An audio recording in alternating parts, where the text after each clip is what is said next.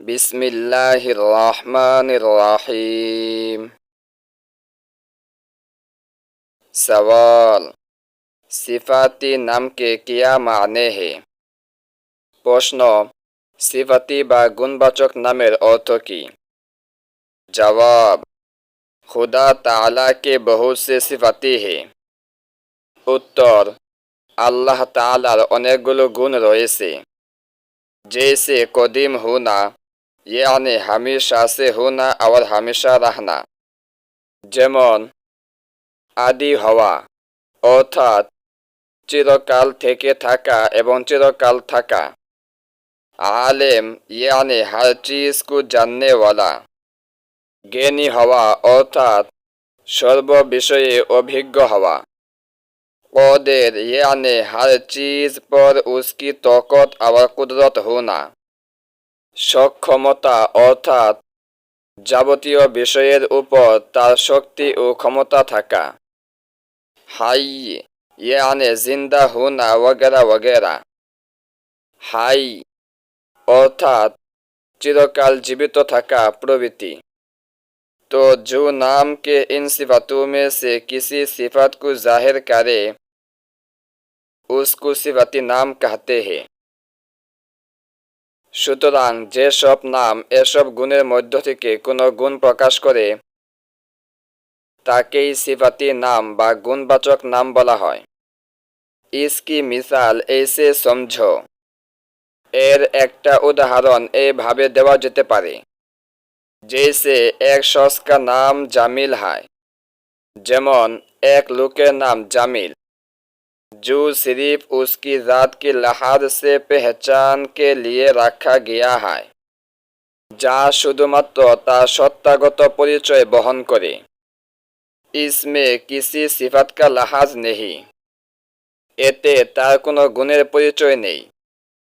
लेकिन उसने इल्म भी सीखा है, लिखना भी जानता है, कुरान मजिद भी हिफ्ज याद है, কিন্তু লোকটি জ্ঞান অর্জন করেছে, লিখতেও জানে, কুরআন মাজিদও মুখস্থ করে নিয়েছে।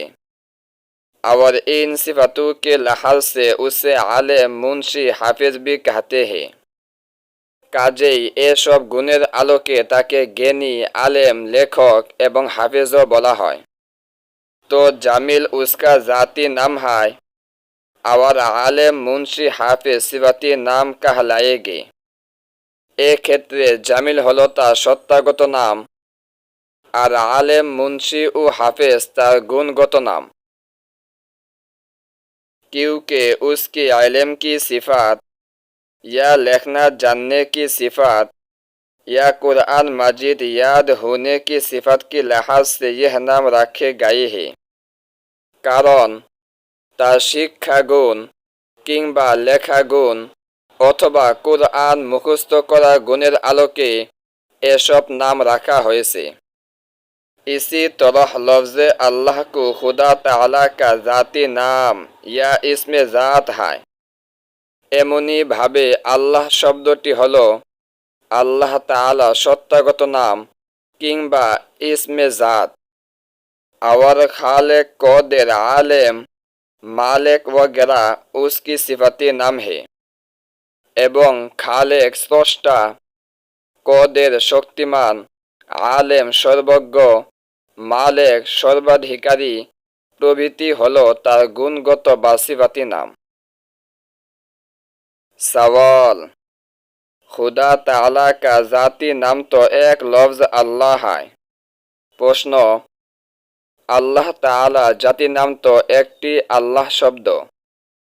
उसकी सिफाती नाम कितनी है? তার সিফাতি বা গুণবাচক নামের সংখ্যা কত? জবাব, কুরআন মাজিদ में अल्लाह ताला ने फरमाया है।